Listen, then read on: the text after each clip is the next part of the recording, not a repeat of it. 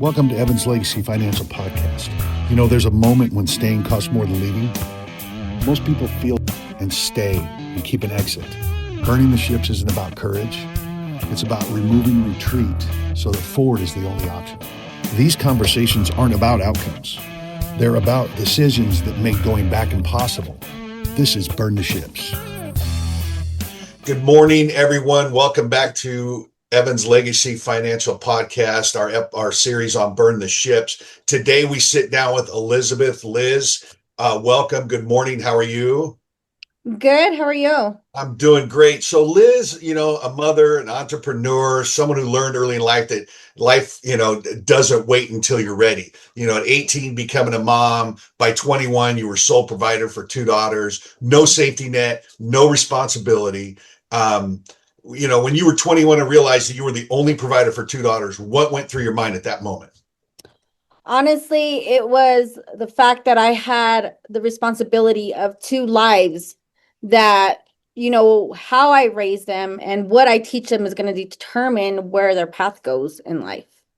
Right. So that was huge to me. Like once I laid eyes on my first daughter, my whole life changed. I mean, I was a child having a child. So, it's just a lot of things come into mind when you become a mom. And I feel like me being so young, I wasn't able to actually embrace the beauty of motherhood because I was a teen mom. So I was more scared than anything, but not being able to take that moment in of feeling that blessing that a child gives, regardless of age, regardless of situation. Not all women are able to have and carry children. So to be able to do that and have a healthy child at that, there's just so many blessings that went overlooked at the time because I was, like I said, I was a child having a child. Right. So I read a little bit because you sent me a little something. I read a little bit about your story and your journey, and it's interesting. And I read the word cannabis, and I'm like, what? And yes. I'm like, so your journey took you through a decade of managing cannabis dispensaries. Tell me a little bit about that. We're going to get into that, but I just see that here, and I'm like, what? Tell me. Yeah. So cannabis has always been a huge part of my life. The healing natures of cannabis, I feel like, are overlooked by society just because they have this outlook on cannabis. It's considered bad, but from experience, I've spent time, and it wasn't just managing dispensaries. I literally worked my way from the bottom up. So I started trimming cannabis. I started trimming, it was an experience in itself. I was literally 19 years old. Cannabis was, it was 2009. So cannabis wasn't even recreational in Colorado, where I'm from at the time. Still just medical. And it was an experience, honestly. So I worked my way up, started working with the trimming team. They liked me because I was a cute little, teenage girl. So they kept me around. And I didn't, because at the time it was money. It was literally, They were paying $350 a pound to trim out. So I was making $600, $700 in a day, but the trimming season was a week in a month. So you would literally have to work every single day for one full week to make your money for the month. And then, spend the rest of the time with my daughters because I had trouble finding, daycare for my children. You were paying more for the daycare than if you were to have someone to help. And at the time I really didn't have the help. So I started trimming. Then I ended up becoming a bud tender, which is they just help weigh out the product and then interact with the patients. And then floor manager. And then my GM left and I got left the dispensary, and we were in the process of actually going recreational and then opening another location. So I was managing all of this and being a mom at the same time, being super involved in my daughter's lives. I did a lot of volunteering during her preschool years and her elementary school years, and my youngest daughter as well. So just balancing all of that. So it was a lot, honestly. It was a lot of learning experience, a lot of different a lot of different scenarios. So I wasn't just with clients, I was in the grow, I was with the plants, so Right, right. dealing with all of that, it was a lot. It was Okay, okay. definitely an So, experience. I'm gonna back up a little bit, talk about the early responsibility of being a mom, and Yeah. I mean, life changed at 18 being a mother. What was life really like becoming a mom at 18? Tell me a little bit about that. Well, let me tell you, Jake, at the time, I was one of those rough-headed kids. I did not go down a straight path. I had a rough upbringing. We had my dad left us at 11, and bless his heart, I have a great relationship with both my parents now, but my teenager years was just, it was rough. My dad left. My mom was going through her own stuff. At 13, my mom had thyroid cancer. So I went through a bunch of tribulations growing up. So it led me down to this path where I was 18 years old. I had my own place. What does an 18-year-old do with their own place? Be very irresponsible in my in Okay. my situation. I was very irresponsible. I ended up getting pregnant by my high school sweetheart. We were young kids, and so honestly, it was very scary. I was honestly on the verge of dropping out, and then I found out I was pregnant. So I took my butt back to school. I ended up being in high school 2 additional years than I was supposed to, but I graduated and I got a scholarship to college. So Nice. it was rough. It was really rough, honestly. Being in high school and pregnant, I failed all my morning classes. With the morning sickness, I could not keep anything down. Oh, I But bet. yeah, I stuck it out, and I had my daughter a day before my birthday. It was actually like less than 2 hours before my birthday hit. So I was 18, turned 19 the next day, and when I became a mom, my whole life changed. My Yeah. whole mindset changed because So I laid your perspective on the future. I mean, then you had a second one, but your future perspective, everything changes. And everything.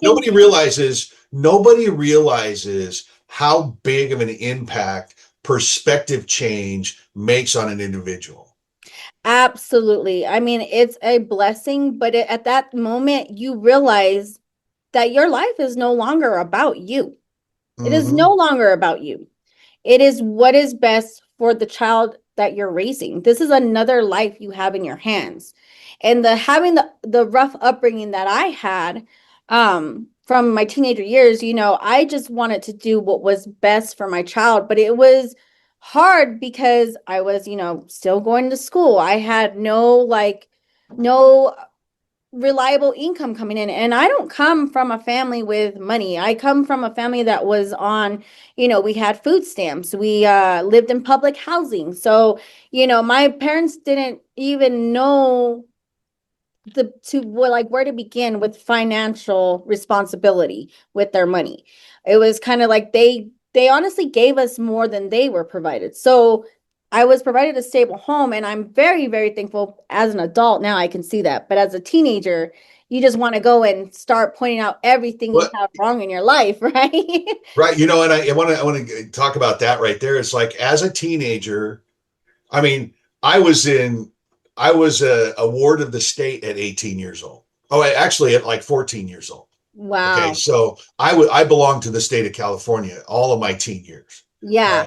and so, but that was because we're kind of cut from the same cloth here because we're selfish. We don't think about anybody, but it's all about me. It's Yeah. all about me. What can I get? What can I do for me? And then all of a sudden, this human that we become responsible for comes into our life, you know, and it Yeah. scares the hell out of you. Now, I didn't have my first one until I was, what was it, 90, what was it, 86. So I was 24 years old. Yeah. And, and it's like, I was still afraid. I'm like, oh my God, I've got to be, it's responsible. So what I want to ask you is, I know the answer to this question for me, but did fear motivate you or did something else push you forward? Fear is a funny word, right? When people hear fear, they think negative. But honestly, yes, fear was definitely a big, big thing in my mind because I mean, like I said, you have another life in your hands. So yeah, fear of like, am I going to be a good mom? Am I going to do, am I going to be best for this child? But what you don't take into accountability is that souls come together for a reason. And my child, for whatever reason, needed me to be her mom, to teach her the things that I'm going to teach her, and for her to go through what she's going to go through to become the person that she is. We all are meant to come here for a reason. And I feel like now I know that, but back then I did not. I was a child having a child. So yes, fear was huge. And at the moment, I really didn't think of, like, I thought of what it was going to be like in 10 years, but at the moment, it was me taking it day by day because think of I could not think of next year because I didn't have anything in line. I didn't have anything planned. I was kind of just making money as I went and being able to provide as I go and just putting my trust in the Lord, honestly, and praying to God. If it wasn't for him, I would not have had the strength to do anything, any of this, or, face this, because I cried when I found out I was pregnant. I was scared. You're right. I was so scared because I had no stability for my child at the time. So, that comes into play. And then it makes you question yourself as a person. Are you worthy? Are you going to be the best for this child? At that time, I wasn't healed. So I was still a damaged child having a child. And I'm going to tell you this. I was raised by some gangsters. And I don't mean to say that, but like the people that I were raised by, they were very strict, very like keep your mouth shut. Don't, like, the disrespect, like there's no disrespecting, like what you feel, you keep it inside because you cannot announce that. And everything was just very like very strict, No, I get very it. I strict. get it. You weren't allowed to be in adult conversations, that the old school, like The they were old, very strict. very, very old school. If you said the wrong thing, you woke up on the floor. Period. Yeah, exactly. That's I it. remember that. I remember I went to a Catholic military school. Oh yeah, so you know all So about so that. I know all about that. I remember Yes. I remember a in one of my classes, I mouthed off to the teacher, and this is back in the early 70s, mind you. Yes. And he goes, "Hey, come here for a minute. I want to show you something." And I go into this room and it's dark and I see a flash of light and I come out with a bloody nose. Honestly. And it's like, okay, not smart, not to that teacher. I mean, was that abuse? Yeah, it was, Yes. but I learned from some of the hard lessons. We grew up with some of the harder lessons. And so becoming a mom, or that's like a gut punch. It's like, oh my God, I'm only 18 years old and now I've got a kid. Oh, I'm 21. Now I've got another kid. You know what I'm saying? It was very scary at the time. And even, and I am a little ashamed to say this, but I'm not afraid to admit that, my second child, I was considering abortion because I had one child and their dad, we were already going down a rough path. I already knew it wasn't going to last. I found out I was pregnant with our second child, and I already knew that we were not going to be together. We were just young. So abortion did come into consideration for my second child. But I had to stop and think again, not all women are blessed to be able to carry a child, yet alone have a child. So I didn't want to take that out on an innocent baby that had no control over what was going on around on the outside before she was even thought of. And so, I had to dig deep down within me and really just kind of dig deep, and I chose to keep the child. I chose to keep her because a baby is a blessing no matter what the case may be, no matter what the situation may be. A baby is always a blessing. Absolutely. Absolutely. Both of my kids, I mean, they're in their my son's almost 40 now, and I still look at him as my little boy. Exactly. The guy's a monster. The guy's a monster. He's an oil man. Yeah. out in the Gulf I still call it the Gulf of Yeah. Mexico, people, so sue me. But he's out in the Gulf, and he's everything's iron, and everything's big, and it's just. And so I look at this little kid, and I'm going, that's because I stayed. That's because I stayed involved. That's because I made the decision, like you did, not necessarily to keep the child, but to stay involved. Now I left. Yeah. My first wife, my baby mama, the only one, Yeah. but we separated when he was like 3. But I stayed involved. Yeah. I stayed And involved. see, I that's stayed really present. good because I know a lot of parents that don't, a lot of parents that have children and they don't take the responsibility of raising this kid. I'll tell you what, my mom and my dad never had to worry about, taking care of my child. Like my mom went through her rough patches, so she didn't help me watch my children, which I didn't expect her to. They're my responsibility. That's on me. At the end of the day, it's my responsibility. Right. But, just being present. And that's something that I didn't have growing up. I accomplished a lot of good things during my early years in school. I was a smart child and I got honor roll every single semester. But when you're a child, what's honor roll? Like that isn't nothing. I want perfect attendance, so Right. Right. it wasn't nothing really. I didn't realize how much how important that was until later on. But there was a lot of moments in my life that were very important. That I was really proud of, that none of my parents, none of my family weren't there to witness or, be supportive. So being present in my children's lives, that was very, very important to me. Like being at any little thing that was important to them, I was there. Field trips, Right. Volunteering in class because I wanted to be that mom that was involved. And I was that mom. So being able to balance it all with being in the marijuana industry and not having this bad outlook, right? Because marijuana in society, it's bad.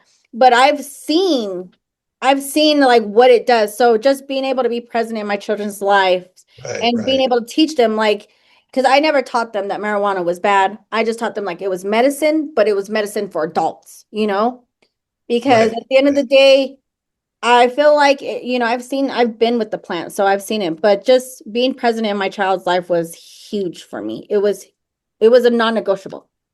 So I want to, and that's a beautiful thing. And we spent some time in Monterey when we were in Monterey talking, and I know a lot of your story in that. So now I want to shift into, you've already talked about your industry years with the cannabis industry, and then you get some federal restrictions limited your future there. So Yeah.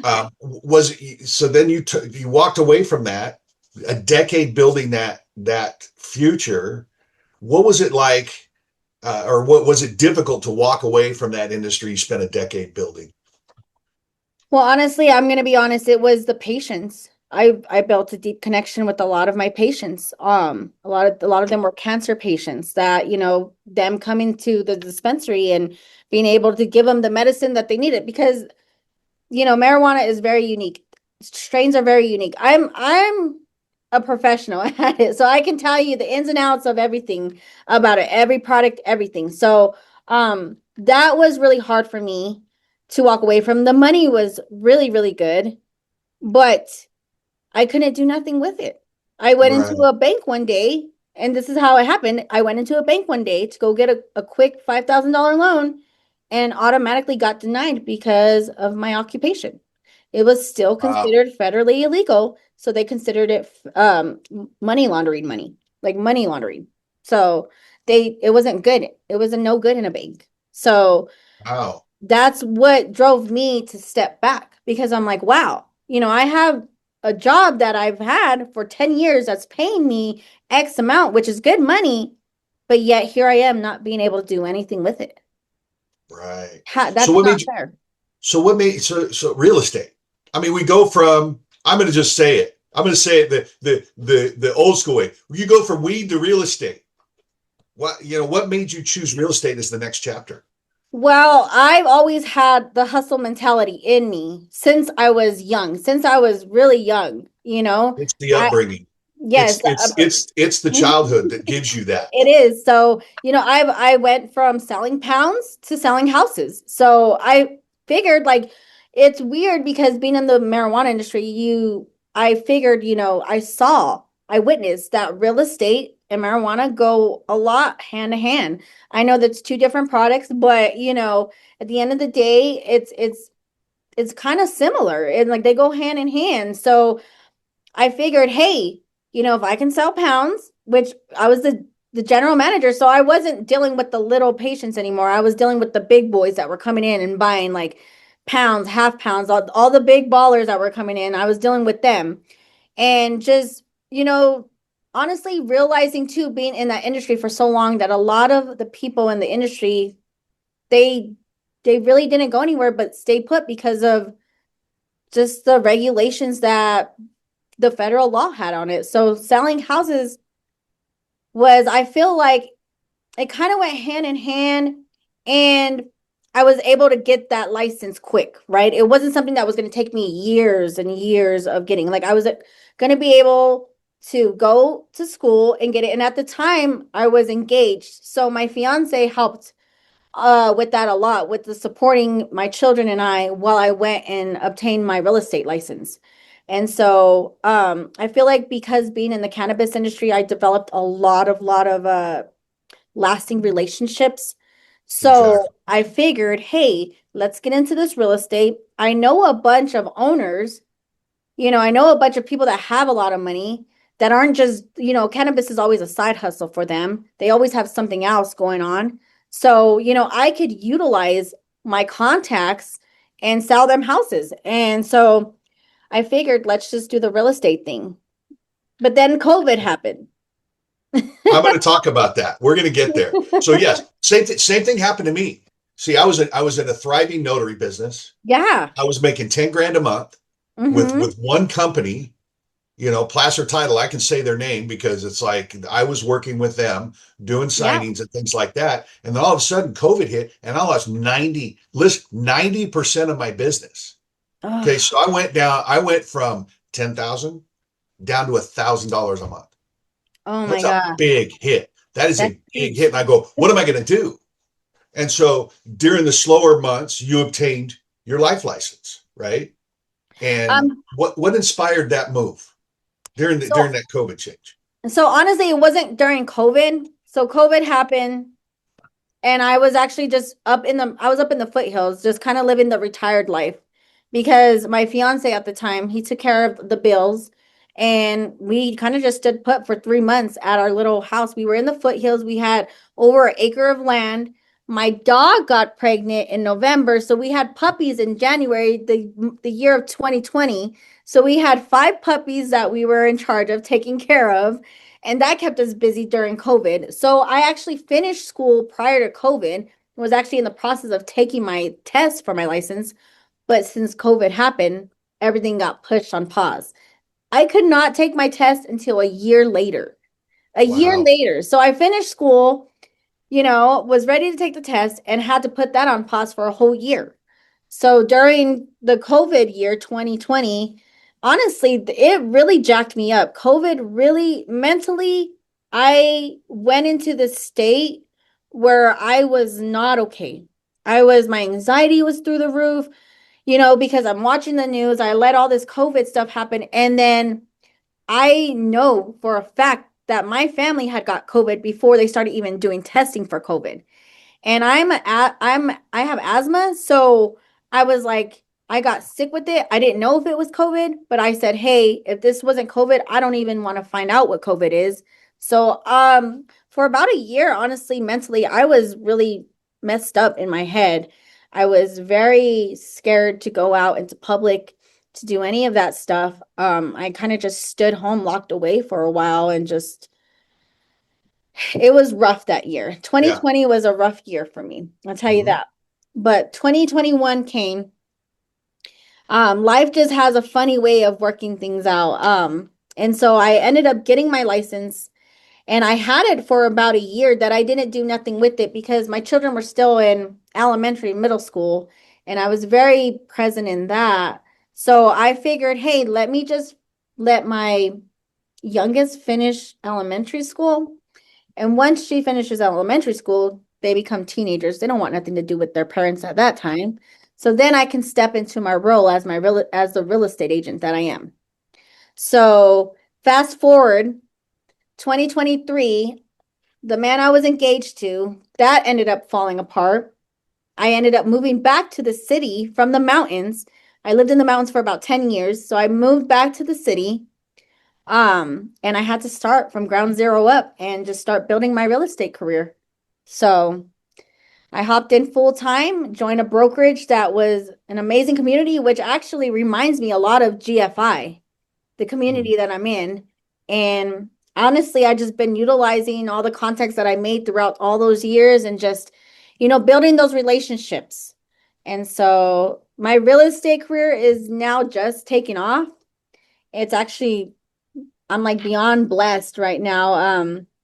During that year, I fully dived in. I got a partnership with a successful realtor who no longer resides in Colorado. So she needs help taking care of her clientele base here on the ground. That's where I come in. So I work her deals while she's in El Paso, Texas, while I'm here and also working my clientele. And I just joined a team, one of the most successful teams on my brokerage here in the state. And now it's just everything's just hitting rock and rolling. And yeah, during those slow months of that year that I was building my pipeline, I got my life license because I met Joe Kramer and he kept pushing me to get my life license. And so I said, you know what? It's February, March. It's my slow months. Let's do it. And it's easy. It's easy. It's the same thing like real estate. It's like, it's not even close to that. You're doing almost.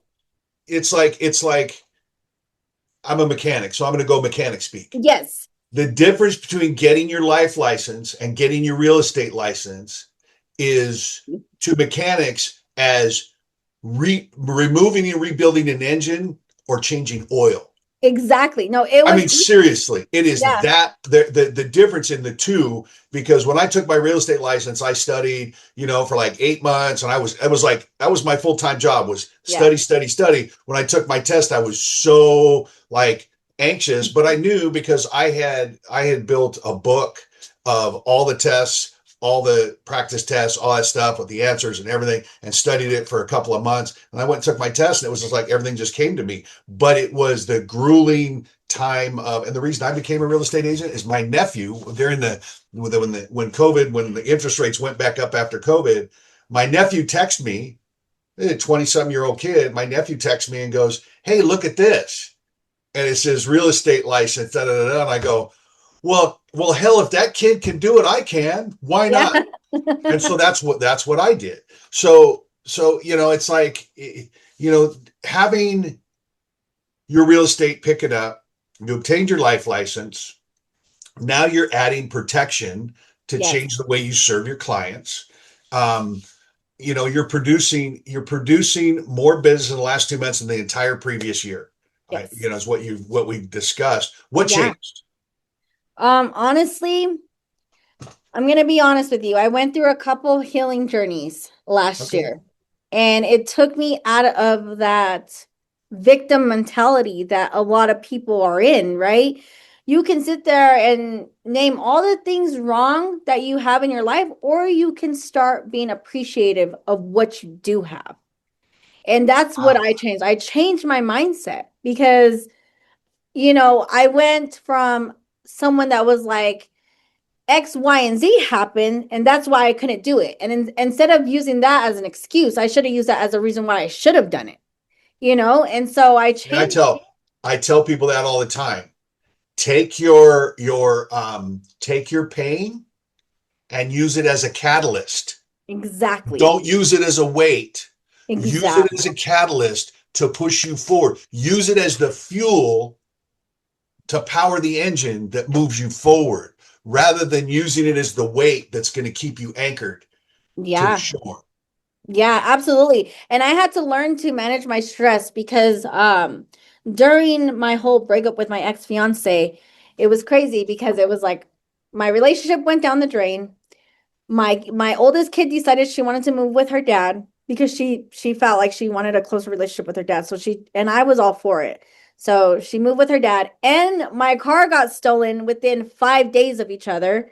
Wow. So it was like boom, boom, boom. And then I was under so much stress that I developed alopecia. And so, in alopecia, I had like this big bald spot on my head. And that at that moment, I had to take control of my life. I had to say, hey, this is what your stress that you stressing yourself out is doing to you. And instead of being appreciative of what is going on in life, you're looking at the bad things. And so, honestly, it was the community that I came into with my brokerage. Just being around all of these elevated individuals that have done their healing journeys, that are, they're healed and they're elevated people giving me advice. At first, I kind of took it offensive because there'd be times I'd come into the office and I'd be in my mommy tears and be crying about something that was going on. And one day, one of the ladies here, she looked at me and she goes, "Why are you crying?" And I was like, "Oh, la, la, la," giving her my sad story. And she's like, "So what? You have control over it. The only thing that we can control is how we react to things." So once I heard that, it changed my whole life. It's like I do have control over how I react to things. And how I've been reacting to things is like a little child.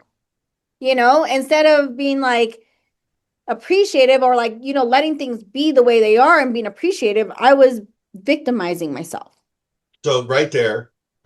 So I will say this. I remember I was in a situation where all I had time to do was study and read books. Yeah. And so I went into that word react. Mm-hmm. And then I looked at its counterpart, respond. Okay. And I realized that by reacting, so reaction, what is a reaction? Think of a nuclear reaction. It's explosive, it's destructive, it's right. Yeah. But a response is what? A response is the emergency response team. Exactly. They plan, they put a team together and they go and respond and help. So by responding, which is what you transitioned into, instead of reacting to stuff, you started responding to it with positivity and using it, Mm-hmm. and it changes lives. Yeah. And I developed a morning routine I'm going to say it's a huge part of what changed my life. Just taking those first moments of the day for yourself. So Mm-hmm. I started journaling, gratitude journaling and meditating and then That's writing my goals on paper. I made a vision board. I started making vision boards. And I don't know if you've ever heard of this, but it's a prophecy letter. I don't know if you've ever done one of those, but what you do is you write as if you're right to like as if you're the person a year from today. And you start writing down everything you've accomplished in all the categories: your fitness, your finances, your career, your relationships, your spirit, your spiritual being. You start writing that down. And so I did that a couple years ago, and you will be amazed that the goals that you put on paper, like as if you're talking to yourself, and how they flourish to like being in front of you. power of And attraction. exactly. And we as humans don't realize the power that we have within us. I didn't, at least at the time. I didn't. But then I started slowly healing myself. I started slowly realizing, like digging deep to the root of why I was the way I was. And I think that's a huge thing that society needs to do. That a lot of people don't do is face ourselves. I think it's the Oh, scariest thing to do. absolutely. It's the scariest thing to do is face ourselves. So, because stepping into my real estate career, I had to know that this wasn't the person that I was becoming. This is the person that I am. Reset it. I'm gonna stop you right there. Um, what was it? Greg Cap this week. He said something about that. I am. I am. Yes. Okay. So when you say and I'm going to share this. I hope Greg doesn't mind. I'm sure he doesn't. But when you say I am, that's considered a prayer Mm-hmm. because the Bible says that when Moses asked God, "What is your name?" or when it was somewhere in there, it says Yeah. he says, "I am." That's That my name. I am. I So am. when we say I am, good. I am something positive behind it. We're praying and we're putting that into action. Yeah. And you'd be amazed by writing it on paper what it Yeah. does. Writing it down. People don't realize, take a pen to a paper and writing it down. Writing it down. Every single day I write my goals, the goals that I'm going to accomplish this year, and I put a date on it. Because if you don't have a date, there's no timeline to achieve it. So that's what I started doing. I started making goals, which I never had done. Like being in the cannabis industry, it was just like day by day. I wake up, I do the same thing. But stepping into my real estate career and being around this community with all of these elevated individuals, they started teaching me all of these things that I needed to implement in my life. And so I started little by little implementing, and it just has changed my life. And so Changed it. it's also changed your purpose. Yes, absolutely. And then being in this industry, I realized, even being in the cannabis industry, that I love to service my community. I love to serve. If it's helping somebody heal, if it's helping someone better themselves, then I'm all in for it. I'm And all here's in for it. and here's the thing about that is, I tell young people all the time, if you're going to work, I'm going to say it again, you guys are going to hear this all the time in my show. If you're going to work for the paycheck, find something else to do. It's not going to work.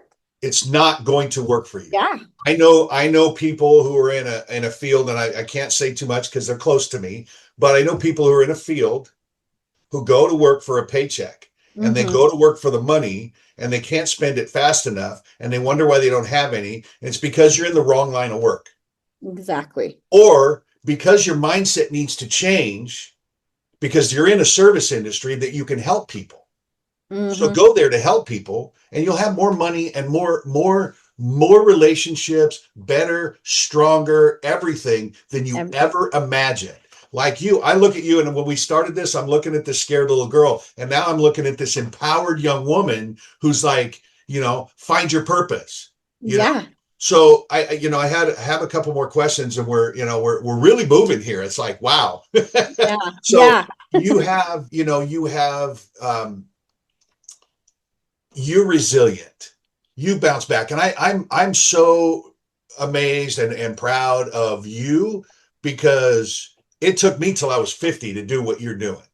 Thank you. I appreciate it. I'm saying it, a young person like you come up from pretty much the streets, raised by gangsters, things like that. Yeah. Okay. Yeah. It puts you in a position to be where you're at today. And so resilience is something that you're going to pass on. How important is that for you to show your daughters what resilience looked like? That's exactly what you're doing. I think it's very important. I even, prior to me jumping into my real estate career, I realized, because prior to it, I had a lot of time to spend with my daughters. Like, I really enjoyed them being children. Like, I really did. I really was like, we had family game nights. Like, I was really, really present and made sure that they knew that I'm going to be there no matter what. But then stepping into my real estate career and then getting my life license, I had to tell them, hey, mama's not going to have all the time in the world like I used to have, but I'm going to make sure that, like, you're going to see what me spending my time away from you is going to build us for the future. So being able to set out goals, and literally my daughters have seen me, like, my real estate, it did, like, I didn't close a single deal for about 11 months. So I'm penny pinching. I fell behind my credit card bills. Like, I maxed out all my credit cards, fell behind 3 months behind on paying my bills, literally, and just trusting God. And I promise you, like, I swear on everything, on it, putting the faith in my God and just not stressing and knowing that I'm taken care of no matter what, and that my kids are taken care of, and then for it to flourish and them to be able to witness it. I mean, it's just, the feeling is just, I can't even put into words how blessed I am to be able to show them this, that they can literally, anything they want, they can have, but it doesn't come overnight. Consistency and persistence is what's going to get you to it. It's not going to be handed to you. And the young Absolutely people not. today want everything handed to them. I'm telling you, if you're listening and you're young today and you have that mindset of you're waiting around for it to happen, it's not going to happen. You have to go out there and make it happen. You have Like to you make it did. happen. Yeah, Like you you did. have You to. know, I mean, come on, you 18, 21, having two kids, getting here, and you're a realtor, you're a real estate Yeah, agent. You know, you're giving the American dream to people and protecting it on top of that. absolutely. And honestly, the real estate was hard in itself because, like I said, I grew up in public housing. So going to real estate school, when I heard the teachers talk about an escrow account, it was like speaking another language to me. I had no idea what an escrow account was. So to come from that and then now being where I'm at now, I'm really, really blessed. And then thinking that real estate was all I wanted to do, and then getting introduced to this life license, and then realizing how people utilize their money to make money for them, and how many people in my community have no idea how to do this. I mean, that blew my mind because if I didn't go out and get it, I would never be educated on any of the financial, at all, like how to save, how to build, like none of that. So me learning that and then going to the event in Monterey, man, I'll tell you what, leaving Monterey, I came in there with I came in there with a mindset, right? I knew I had my real estate license. I knew I had my life license, and I was trying to find a way that I can balance them and work both. And then here you are, and here's Carlos literally combining it for me. I mean, if that isn't God working his way in my life, I don't know what it is, So let me share a little something. We're going to run over a little bit. I don't really care. You know, if you Okay, want to shut it off now, you're going to it's miss out. okay. So on the way back from Watsonville on Tuesday, we went out Mhm. to Randy Sakairos' house Yes. and we sat and I listened to stuff. So I went to Ethos, I went to Monterey, I went to this event, and those three events, everything started getting better. Things started changing on my way back. And I'm not kidding you, folks. I'm on my way back, and we're talking about a God thing here because this is a faith-based business. Yes. This is a faith-based company. We talked about God in our meetings. We talk about, there's a cross embedded into the GFI logo. I mean, everything. So on my way back from Watsonville, I'm driving in my car and I say a little prayer. I say, God, what is it that I need to give up, burn the ships? What ship do I need to burn today to launch this real estate division even more powerfully? And I kid you not, a piece of paper fluttered out from underneath my visor and landed. And I picked it up. And it was a little sticker that I had made for my mechanic business. And I looked at that and I went, yeah. And I threw it on the floor. And I'm like, I'm done turning wrenches. Now I still will do it for me, for myself, Yeah. as a hobby and for my old clients, but I'm not taking on any more new clients with that. I'm Yeah. shutting that down. My mechanic business is over with. I don't need to do that anymore. And when I got back here, I had a meeting with a real estate agent who has 74 homes that she manages. 20 of them are hers. Her and her husband want to meet and put a financial plan together, and she's going to be a part of our real estate division. I This love that. what says that isn't God by making a decision to burn the ship. Absolutely.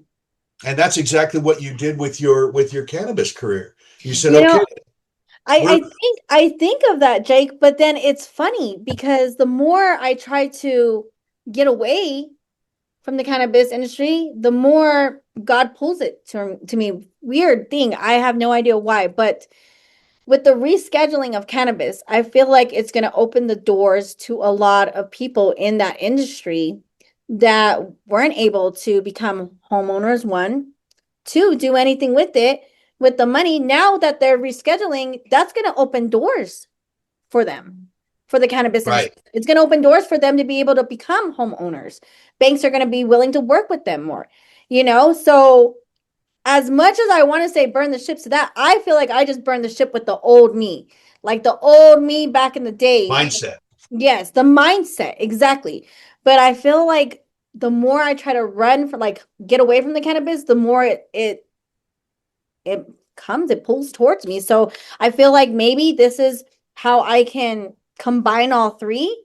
And so I've been setting up honestly meetings with dispensary owners that I've had that I know. And there it is. There it is right there. You have yeah.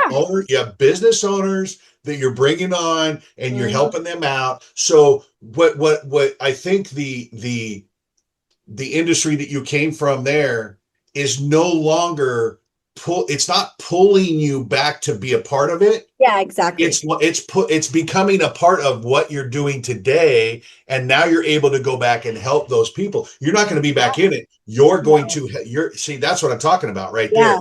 Is you've changed the mindset of saying, okay, you know what, I'm not going back to that business because what my business is right now, but guess what, I can still contact the people in that business, the owners, the people who need because look at people right now, the war has killed our market. Yeah. You know, the stock market, everything, 401ks are crashing. I mean, people are losing money left and right. And now we step in and we have the opportunity to make those changes and help people. So I have a couple because I'm gonna cut it off here because hours a little bit long, but I love what's going on here. So a couple of things. Two questions. What has been the hardest moment of your journey so far? One thought. What is it? The hardest part of my journey, it's hard to even think about a hard part. I think just the hard part is the moment I had to realize that I couldn't depend on motivation to get me up every day, that I couldn't depend on motivation to get me to do what must be done every day. That is not, if you rely on motivation, you will fail. It's the consistency that you have to rely on, the persistence that I had to rely on, that I had to get out of my mindset that I'm going to have motivation to get up every day. Because guess what? Some days, I'm going to be real, I don't have motivation. Today was one of those days where it was a little rougher to get up. But you know what? I get up. I thank God that I am living the life I prayed for. I am living the life I prayed for, and I'm building the life that I'm going to be living. Like I have literally, when I meditate and I connect on that deeper level, I am the person that is retired at 45, because that's what I want to do, is I want to retire at 45. Yeah. So I think it's just the hardest part was just realizing that motivation is not going to be the reason I get up every day. Awesome. So here's what I want to do is I want you to, one question or one piece of advice for the young women or the young people listening to this show right now. What's one piece of advice you would give them to maybe help launch whatever they're doing into the next phase of their life? I would say to have a desire so like burning inside you so much that nothing is going to stop you from getting it. Have something that you want so bad that you will do whatever it takes to get to it. Because for me, honestly, it's me being able to be the financial supporter of my family, because my family's never had that. So I want to be the person to take care of all of my family's financial, stresses. Awesome. Well, listen, Liz, I am so grateful you came on here, and I love your story, and I just want to talk to the audience for a minute and just say, this story reminds me of that resilience is not comfortable. It's rarely comfortable. Sometimes it begins with responsibility. It begins with responsibility long before we feel ready.